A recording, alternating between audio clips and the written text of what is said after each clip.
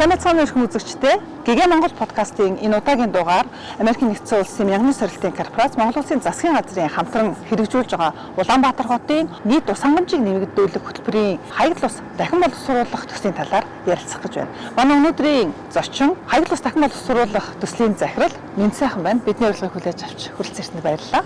За баярлалаа. Бидний нэвтрүүлэгт урьж оролцуулж байгаад маш их баярлалаа. Хаягдл ус гэдэг тэгэхээр хүмүүс янз бүрээр ялгалдаг. Саарл ус, хаягдл ус хоорондоо ялгаатай юу гэд. Тэгэхээр энэ ойлголтоос эхлээд ярилцлага гэлээ. За хаягдл ус, саарл ус, бохир ус гэдэг энэ манай Монгол улсын одоо хууль тогтоомжуудад тусгайлан заасан заалтууд бас байдаг. За бохир ус гэхэлэр ямар усыг хэлдэг вэ гэхэлэр бохир ус гэдэг бол одоо хүний хэрэглээд юм уу одоо үйлдвэрлэлийн хэрэглэнээс гарч байгаа усыг бид нар бохир ус гэж нэрлэдэг. Томьёо усан байдаг. За тэгээд хаягдл ус гэдэг нь ямар усыг хэлдэг вэ гэхэлэр за бохир усыг цэвэрлээд тодорхой хэмжээний технологийн цэвэрлэгээний процессор оруулаад цэвэрлээд гарсны дараа байгальд нийлүүлж байгаа энэ усыг бид нар ер нь бол хаягдл ус гэж томьёолсон байдаг. За саарл ус гэдэг маань ямар усыг хэлдэг вэ гэхэлэр саарл ус гэдэг бол ахын хэрэглэнээс гарсан гэхдээ органик одоо энэ бохирдлыг нь ялгасан ийм одоо усыг бид нэр саарл ус гэж ярьдаг. Хаягдл ус, саарл ус хоёр бол хоорондоо өөр ойлголт. Манай төслийн хувьд бол хаягдл усыг дахин боловсруулах төслөө гэдэг. Манай төслийн хувьд бол цэвэрлэх байгууламж Улаанбаатар хотын ариутгах татваргаар одоо ингээд цуглуулад ирсэн бохир усыг цэвэрлээд Монгол улсын одоо хүрээлэн буй орчинд нийлүүлэх энэ стандарт шаардлагыг хангасны дараа яг хүрээлэн буй орчинд нийлүүлэх энэ явцад нь хэсэг усыг нь хүлээж аваад дахин боловсруулад технологийн үйлчилгээний байгууллагын газруудын технологийн хэрэглээ техникийн хэрэгцээнд зориулж одоо ашиглах боломжтой болгож байна. Өөрөөр хэлэх юм бол нөгөө төв зөвлөх байгууламжаас гараад туул гал руу гарч байгаа усыг авч дахин боловсруулад үйлдвэрийн хэрэгцээнд одоо хэрэглэх тэр боломжийг нээх гэж байна л гэсэн үг байна шүү дээ. Тэгэхээр энэ хаягдл ус дахин боловсруулахаа одоо энэ төслийн маань гол зорилго нь ямар учиртай вэ гэдэг талаар илүү дэлгэрэнгүй бас тайлбарлая гэж бодож байна. Улаанбаатар хотын нийт ус хангамжийг нэмэгдүүлэх хөтөлбөр гэж одоо Монгол Улсын засгийн газар Америкийн нэгдсэн улсын мянганы сорилтын корпорацийн хооронд байгуулсан компакт гэрээний өрөөнд хэрэгжүүлж байгаа 461 сая долларын хөрөнгө оруулалттай ийм төсөл хөтөлбөрүүд хэрэгжиж байгаа. Энэ төсөл хөтөлбөр дотор байгаа одоо хоёр дахь том хэрэгжиж байгаа малгай төсөл бол хаягдл усыг дахин боловсруулах төсөл юм байна. За манай төсөл бол одоо яагаад хэрэгжих болсон бэ гэдэг одоо энэ бас зорилтыг нь тодорхой дуртай гэж бодож байна. Улаанбаатар хот бол жилд нэг ойролцоогоор нэг 55-аас 60 сая куб метр усыг хүн амын унд ахуйн хэрэглээнд хэрэглэдэг. За энэ хүн амын унд ахуйн хэрэглээ болон одоо энэ бизнесийн байгууллагуудын үйл ажиллагаанд хэрэглэж байгаа уснаас гадна Улаанбаатар хотод цахилгаан станцууд буюу дулааны цахилгаан станцууд одоо энэ өөрийнхөө энэ эрчим хүчний үйлдвэрлэлд бас газрын хүний усыг хэрэглэдэг. Энэ бол нийт Улаанбаатар хотын нийт усны хэрэглээний 20-оос 25% хүртэл хувийн одоо эзэлж идэг. Нэг өсөнтөө бид нар Улаанбаатар хотод одоо ус хэрэглэж байгаа бүх хүн ам аж ахуй нэгж байгууллага одоо энэ эрчим хүчний үйлдвэрлэл бүгдээрээ газрын гүнээс усаа хэрэглэдэг.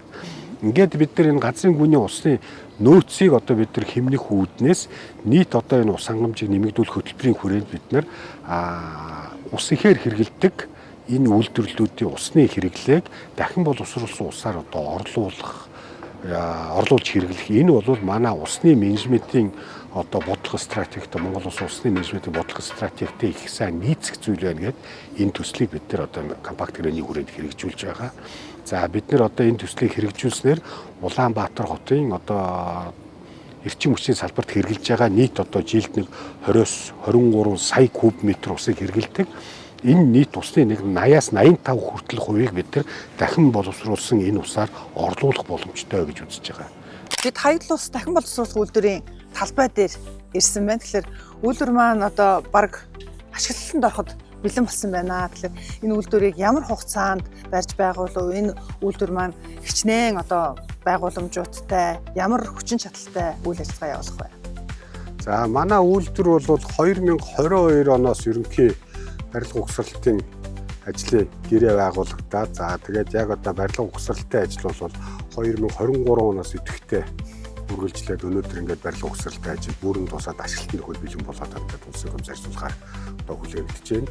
За манай үйлдвэр Хүчин чадлын үед бол хоногт 50,000 м³ усыг хүлээн авч цэвэрлээд дахин боловсруулад дулааны цахилгаан станцуудад нийлүүлэх ийм ерөнхий техникийн үзүүлэлттэй хүчин чадалтай ийм үйлдвэр байгаа.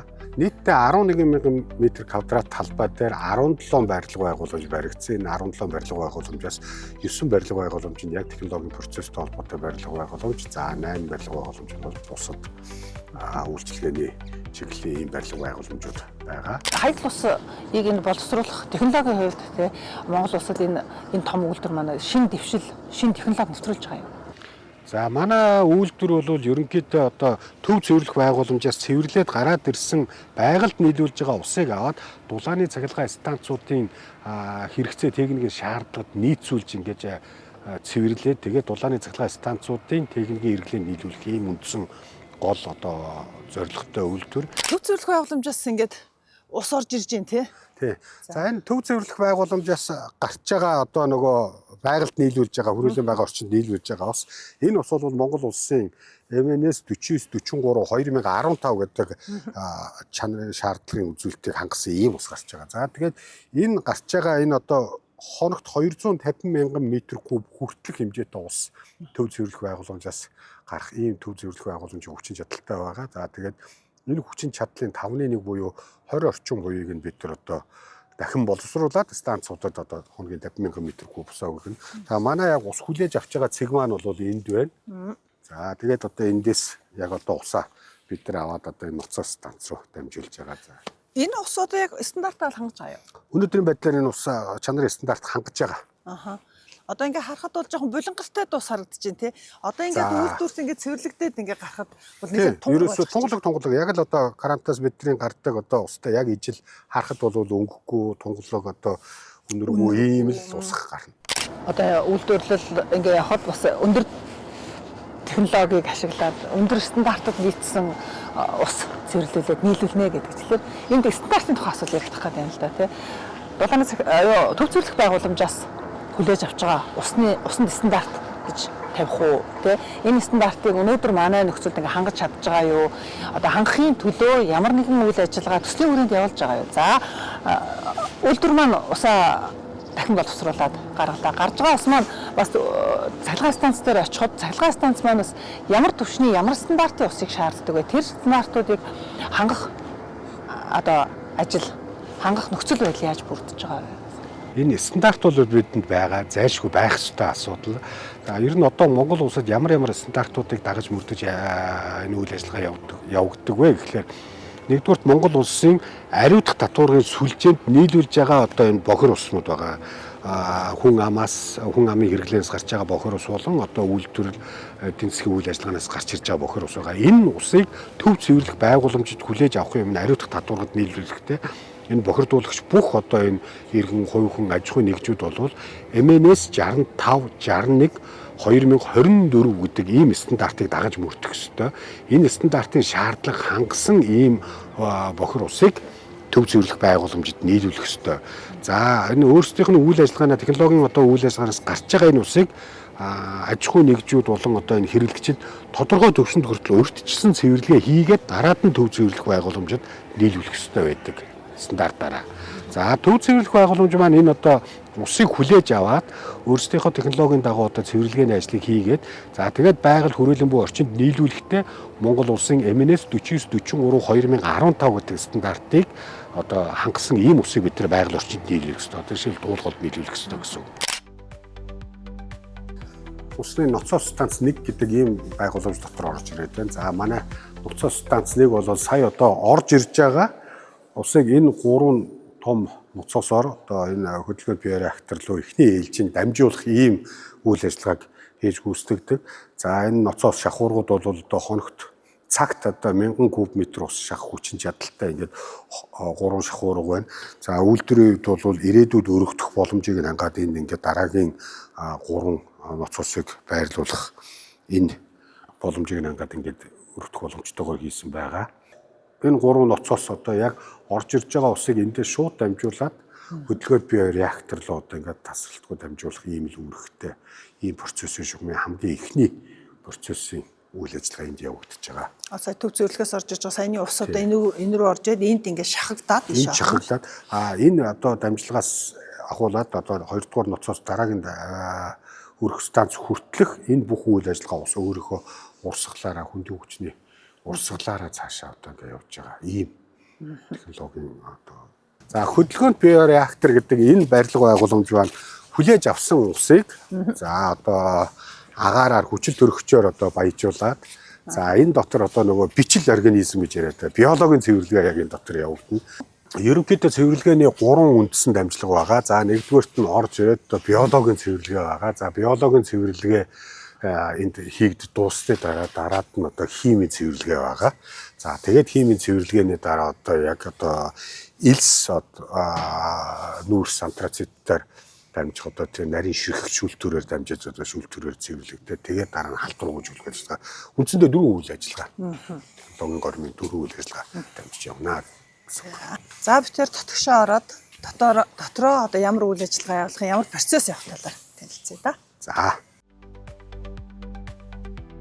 Хөдөлгөөнд биореакторын байгууламж гэдэг. За хөдөлгөөнд биореакторын байгууламж байна. Ингээд ороод ирсэн одоо нөгөө бохир усыг энд хүлээж аваад за энэ дотор яг одоо нөгөө бичил биет гэж бид нар яриад байгаа. Нөгөө бактериа үржүүлээд энэ бактери маань орж ирсэн энэ бохир усан дотор байгаа одоо тэр томоохон одоо тэр бохирдол энэ бүх зүйлийг өөрсдөө идэж одоо үсэж үржиж амьдэрдэг энэ явцдаа усыг биологийн цэвэрлэгээ хийгээд ингээд дараагийн шатны цэвэрлэгэд бэлэн болгож өгдөг. Хөдөлгөөнд биореактор гэдэг нь тэр одоо бичил биетүүдийн хөдөлгөөн учраас хэлж байна уу? Одоо энэ дотор ямар үйл ажиллагаа явагдах вэ гэхээр ингээд ус ороод ирсэн усан дээр одоо энэ доороос нь энэ та энэ хоолоонуудыг харж байна тийм үү? Энэ хоолоонуудаар одоо агааржуулах ийм үйл ажиллагаа явагдана. Ингээд агааржуулаад хүчил төрөгчөөр одоо ингээд баяжуулаад өгөх энэ нь болохоо нөгөө биологийн бичил биетийн амьдрах орчныг бий болгож байгаа. За ингээд энэ биологийн цэвэрлэгээ явагдаж дуусны дараа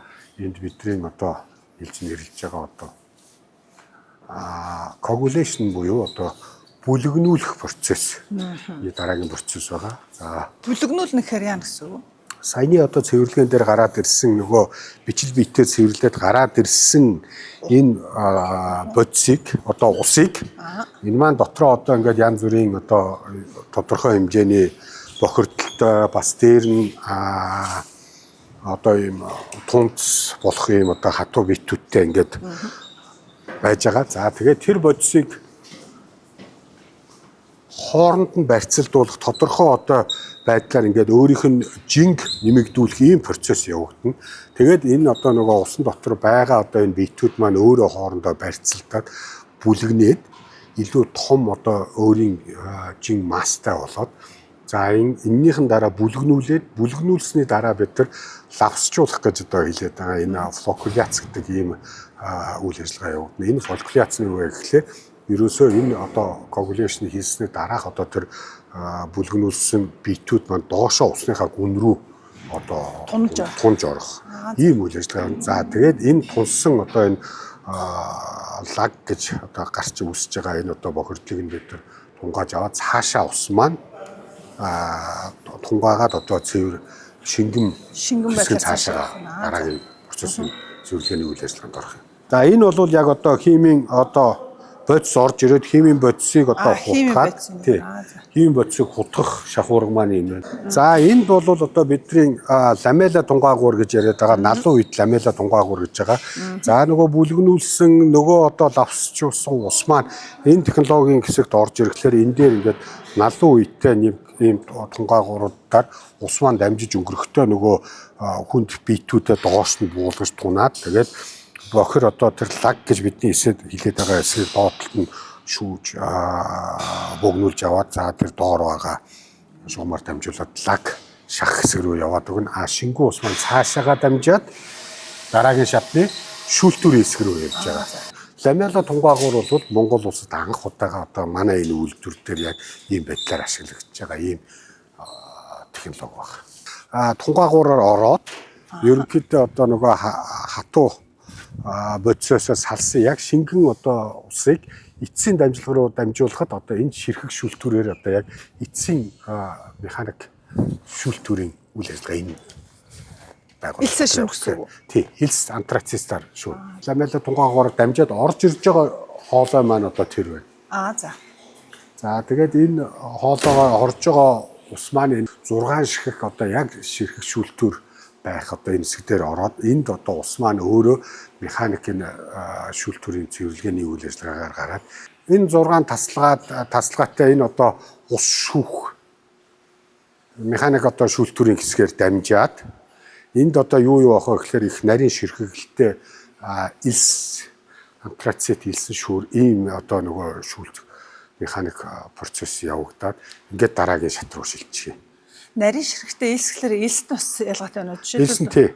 Энгийн элсвч тусгай элснүүд байгаа. Тусгай нарийн ширхэгтэй яг одоо энэ шүүлтүрт зориулсан. Ингээд эндээс гарсан ус бол яг цэвэрлэгдээд халдваргүйжүүлэх сан дээр орж нэм бактери эцсийн байдлаар холоороор халдваргүйжүүлээд за тэгээд эцэст нь гарсан усыг энэ цааш нь өрх нөхцөл станцаар цахилгаан станцууд хүртэл шахаж байгаа. Ийм үйл ажиллагаа явуулсан. Цахилгаан станц хүртэлгээд тэгэхэд энэ хүрээнд хичнээн километр шугам хоолойг барьж байгуулсан байна. За манай хаяг тус дахин бос үйлдвэрээс 3-4 дугаар цахилгаан станцууд руу нийтдээ 12 км шугамд явж байгаа. Энд нөгөө холоороор хамгийн эцсийн шатны одоо цэвэрлэгээний шат буюу халдваргүйжүүлэх ийм үйл ажиллагаа явуулна. За энэ халдваргүйжүүлэх сан бол одоо маш том одоо усан нөөцлөөр сав байгаа. За ийшээ энэ холоор доотлох одоо энэ холооржуулах бид нар одоо холооржуулах станц гэж яриад байгаа энэ холооржуулах станцаас холоороор энэ гарч ирсэн эцсийн усыг халдваргүйжүүлэх үйл ажиллагаа энд явагдаад тэр дараа нь цаана харагдаж байгаа ноцоо станц хоёроор цааш дамжаад долооны станцууд руу шахах үйл ажиллагаа явагдав. За бид нар ингээд 2 дугаар одоо ноцоо станц гэж бидний хэлээд байгаа хамгийн сүүлийн одоо процессын шугам дээр ирээд байна. За энд бэлэн болоод гараад ирж байгаа одоо энэ саяны холооржуулах халдваргүйжүүлэх сангаас гарч ирж байгаа усыг станцууд руу шахаж байгаа хамгийн эцсийн процесс энд байна. За энэ 3 ноцоос бол бас ялгаа байхгүй 1000 куб метр цагийн ийм хүчин чадалтай ийм ноцоосууд байгаа. Энэ ноцоосууд одоо манай усыг хамгийн эцсийн хэрэглэгч буюу дулааны 3-4 дугаар цахилгаан станц руу дамжуулах шах энэ үүргийг гүйцэтгэж байгаа ийм хэсэг байна. Төв цэвэрлэгээс ус орж ирлээ. За ингээд энэ шахаад орж ирлээ. За энэ саяны одоо ингээд процессуудаар ороод ингээд гарч ирэхэд нийт хэдэн цаг зарцуулагдах вэ? За манай процессын хугацаа ер нь бол 17-оос 18 цагийн дотор одоо бүрэн цэвэрлэгээ явагдаад ингээд цаашаа дамжуулаад. Ер нь бол одоо ингээд ашиглалтанд ороход бэлэн одоо яг тестийн үйл ажиллагаа явагдаж байгаа. Нөгөө дата мэдээл одоо энэ дотор явж байгаа сая тэр даралт нөгөө энэ тохируулга холж байгаа энэ үйл ажиллагаа энэ бүх үйл ажиллагаануудын мэдээлэл дата өгөгдлийн нэгээр дамжиж явж байгаа. Манай энэ үйлдвэрийн усны гарч байгаа өгөгдөл одоо энэ усын шинж чанарын үзүүлэлтүүдийг станцууд маань бас энэ дээр шууд авч байгаа. Шууд мэдээлэл авчнаа. Тэгэхээр ер нь бол одоо нөгөө чанарын хяналт хийх одоо ямар хэмжээний нийлүүлэлт яаж явж байна гэж нийлүүлэлтийн мэдээллүүд авахын тулд бүх систем бол ингээд хоорондоо бүрэн холбогдсон, уялдчихсан байж байгаа юм байна шүү дээ. Мэдээлэл бол манай энэ үйлдвэрийн үйл ажиллагаа автомат үйлдвэр гэж. За. Тодорхой үр дүнтэй хүрчихжээ. Тэгэхээр энэ хугацаанд энэ төслийг ингээд амжилттай хэрэгжүүлээд бас 90% хувьд хүрчээ. За бид нар одоо туршилт тохируулга хийх гэж байна. За бид нар одоо үйлдвэрээ ашиглалтанд оруулахад болж шүү, төгсөн байх шүү гэд. Тэгээд одоо энэ амжилттай ажиллаж шүү дээ. Тэгэхээр энэ хугацаанд тохиолдож ирсэн бэрхшээлтэй болоод бас одоо ингээд өөрснөөрөө хийж байгаа бүтээн байгуулалтаараа бахархаж ирсэн бахархаж байгаа зүйлсүүдээс оролцож. За ер нь бол манай төсөл одоо бас нэг талаас нь одоо хэлэх юм бол хүмүүсийн яриад идэг мега төсөл гэдэг одоо бас яг энэ юунд бол багтах юм байлаа энэ төрөл зүйл. За тэгээд манай төслийг одоо хэрэгжүүлэх явцад бол одоо тулгымцсан асуудлууд олон тохиолдсон. Одоо жишээлбэл одоо газар чөлөөлөлттэй холбоотой асуудлууд нэлээд их тохиолдсон. Хоёрдугаарт одоо нөгөө нэг дэд үтцийн ажил учраас одоо энэ шугам хоолой одоо энэ дэд үтцийн газар шорооны ажлууд хийж яхад одоо зураг төслөөс одоо зөрөх өөр байх одоо ийм шугам хоолойнууд маш их таарсан. Энэ шугам хоолойнууд бүгдийг энэ одоо юу яах зөөх одоо шилжүүлэх энэ ажлыг бид нар хийсэн.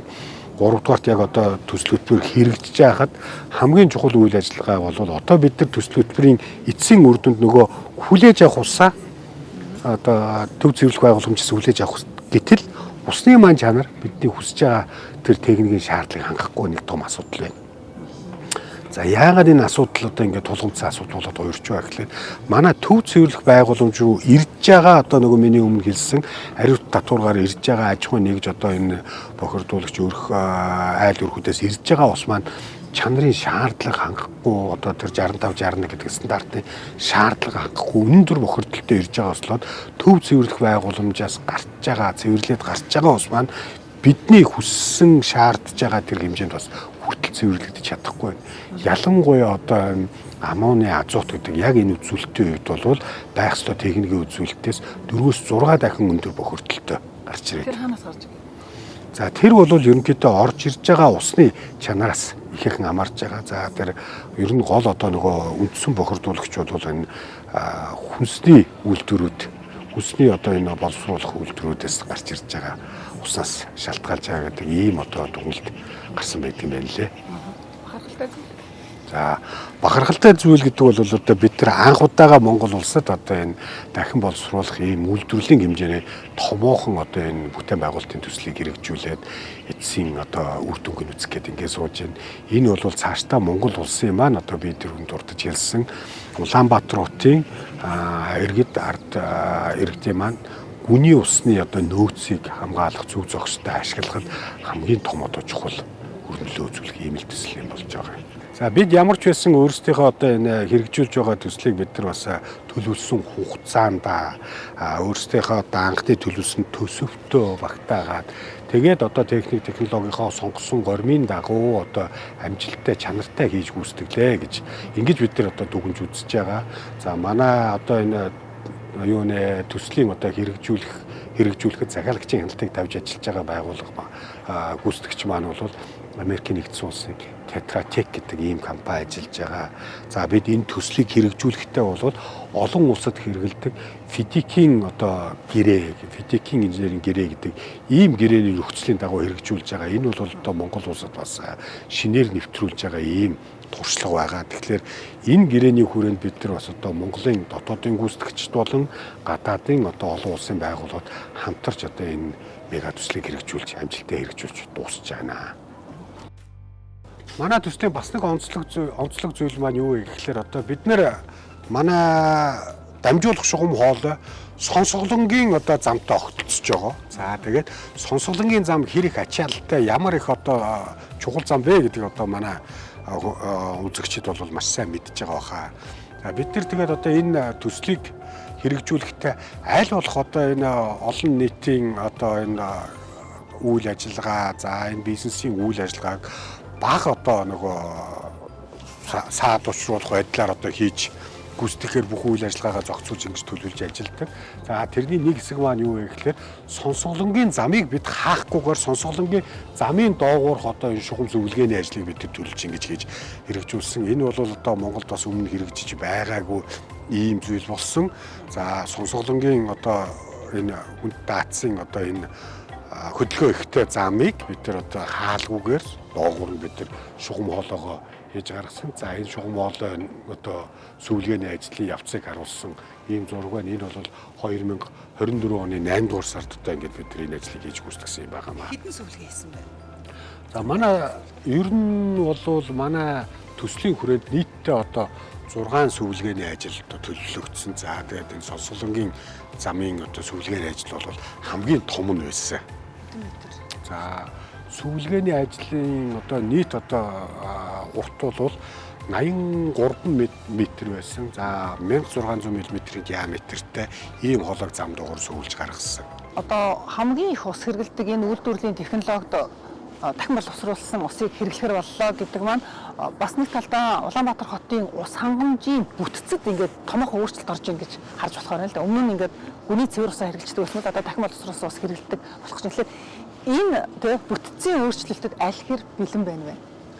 За энэ их том одоо нөгөө бэлэн байдлыг одоо хангах юм ажлууд хийгдсэн байх шаардлагатай байсан юм байна лээ. Тэгээд энэ ажлыг бол тодорхой төвшөнд бид хэн хийгээд явж байсан. За нэн тэргуунд бол мэдээж нөгөө дэд үтцийг бий болгох ёстой.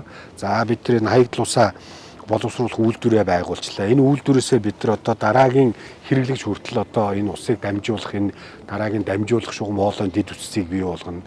За түүнээс гадна энэ усыг хэрэглэж байгаа хэрэглэгчид энэ усыг хэрэглэх одоо энэ эрх зүйн орчныг бий болгох хэрэгтэй. Энийг бол одоо бид нар зөөлөн дэд үтц гэж ярьдаг. Хатуу дэд үтцийн хажуугаар за энэ ус маань ямар үн тарифтай байх, энэ усны зохицуултыг нь ямар одоо байгууллагууд хариуцахын, за тэгээд энэ усны чанар одоо стандарт нь ямар байгууллагууд одоо хяналт тавихын, эцсийн дүндээ одоо энэ усны одоо чанарыг нь ямар байдлаар хянахын, одоо энэ чанарын шаардлагууд нь ямар зүйл байхын, эцсийн дүндээ энэ усны маань хэрэглэгч нь хэн байхын гэх мэтлэн энэ одоо хууль эрх зүйн орчныг одоо бий болгох, бүрдүүлэх, сайжруулах энэ ажил маань бас бэлэн болсон байх ёстой. За энэ ажлыг бид нар бас өөрийнхөө энэ одоо хэрэгжүүлж байгаа Мягнис уралдын корпорацаас одоо санхүүжүүлж хэрэгжүүлж байгаа одоо энэ усны компакт гэрээний хүрээнд бид нар бас одоо хийж байгаа. Одоо Улаанбаатар хотын ус хангамжийн их усурууд гэдэг гэх юм бол одоо гүнээсээ авчин за магадгүй гадаргын ус том баг хэрэглэдэг байх Монгол тий. Хаягдл усыг дахин ашиглаж байгаа энэ бол бүр цоо шинэ их усур бий болж байна гэсэн үг шүү дээ. Тэгэхээр энэ яг энэ шинэ их усурыг ашиглах эрх зүйн орчин ер нь аль хэр байна? Тэгэхээр одоо Монгол улсын усны тухай хуульд ерөнхийдөө усны их усурыг хоёр одоо төрөл байдаг гэж одоо томьёолсон байдаг, үйлчилсэн байдаг. Энэ нь бол гадаргын ус, гүний ус, газрын доорх гүний ус. Тэгэхээр Монгол улсад байгаа усыг одоо эсвэл бид нар гадаргын усыг авч хэрэгэлдэг, эсвэл гүний усыг авч хэрэгэлдэг. Харин дахин боловсруулсан усыг бид нар одоохондоо усны их усүр гэж аль биесээр хуульчлаагүй ийм одоо хууль эрх зүй зохицуултын үед бас жоохон дутмаг асуудлууд байгаа. Энэ асуудлыг бид нар одоо дахиж одоо энэ хууль эрх зүйн орчинг боловсронгуй болгох, сайжруулах энэ талаар одоо ажиллахын тулд манай энэ төслийн хүрээнд бас одоо энэ хууль эрх зүйн орчныг боловсронгуй болгох ийм зөөлөн дэд үтцийг бий болгох ийм ажил бас хийж байгаа. Тодруулж хэлэх юм бол одоо энэ усны одоо тухай хууль болон устай холбоотой бусад хуулиудад одоо энэ дахин боловсруулсан усыг ашиглах, усны хэрэглээг нэмэгдүүлэх, одоо энэ устай холбоотой зохицуултуудыг одоо бий болгох энэ бүх одоо хууль эрх зүйн орчныг шинээр бий болгох энэ ажил бол ерөнхийдөө төлөвлөлтөд хийж байгаа. Ер нь бол альва бүтээн байгуулалтууд за томоохон төслүүд нэг л тийм өөр өөрийн гэсэн онцлогтой байдаг шүү дээ. Энэ төслийн хувьд, энэ хөтөлбөрийн хувьд онцлог нь юу вэ? За энэ хөтөлбөрийн үед хамгийн чухал зүйл маань юу вэ гэхээр манай монголчууд өөрөө энэ төслийг бүтээн байгууллаа.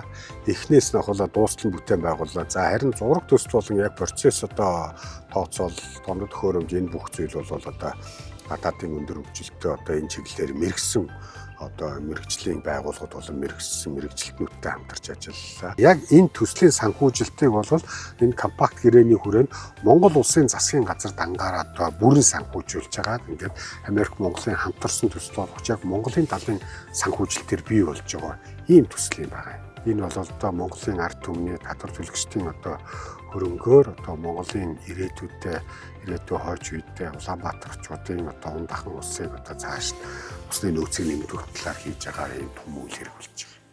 Хамгийн чухал зүйл бол монголчууд өөрөө энэ том мега төслийг хэрэгжүүлэхэд өөрсдийн одоо гар биеийг оролцож яг эхнээс нь дуустал нь өөрсдийн ажлыг гартан зохион байгуулж хийж гүйцэтгэсэн онцлог нь байна. Улс боловсруулах төслийн захирлын хувьд за энэ чиглэлээр ажиллаж байгаа мэрэгжилтний хувьд хаягдл усыг дахин ашиглахын ач холбогдлыг та одоо үзэгчид маань хэлээч.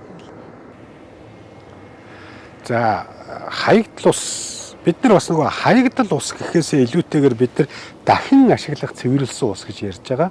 Энэ одоо бидний гаргаж ирж байгаа энэ үйл ажиллагаатай холбоотой хуулийн нэр томьёо нь одоо дахин ашиглах цэвэрлсэн ус гэсэн байдлаар томьёологч явж байгаа. Тэгэхээр энэ одоо яг юу гэсэн үг вэ гэхээр бид нар цэвэрлээд боловсруулад одоо ингээд гаргаад байгаль орчинд нийлүүлж байгаа усаа бид нар дахиж ашиглаж байна. Энэ маань яаж юм гэхээр энэ ус нь одоо бид нар байгаль орчинд нийлүүлж байгаа энэ усыг бид нар дахиж боловсруулахдаа шинээр нэмэн өртөг бий болгож байна. Энэ нэмэн өртөг маань мэдээж үн өртгийн хувьд бол тодорхой хэмжээнд байгаа. Гэхдээ энэ маань эргээд бид нар дахин одоо шинэ үн цэнийг одоо энэ усан дээр нэмж өгч байна. Тэгээд энэ одоо үн цэнийг нэмснээрээ бид нар одоо бусад энэ хамгийн чухал одоо үнэлгээтэй үн цэнтэй тэр гүний усаа одоо хэмнэх, нөөцлөх Энэ үйл явдлыг л одоо үйл ажиллагааг л бид нар хийж ин гэж үзэж байгаа. За баярлалаа. Их үзэгчтэй өнөөдрийн подкастаар өнөөдрийн нэвтрүүлгээр бид Улаанбаатар хотын нийт ус хангамжийг нэмэгдүүлэх хөтөлбөрийн хаяг ус дахин боловсруулах төслийн талаар ярьцлаа. Манай өнөөдрийн зочин хаяг ус дахин боловсруулах төслийн захирал Энд сайхан байлаа. За баярлалаа.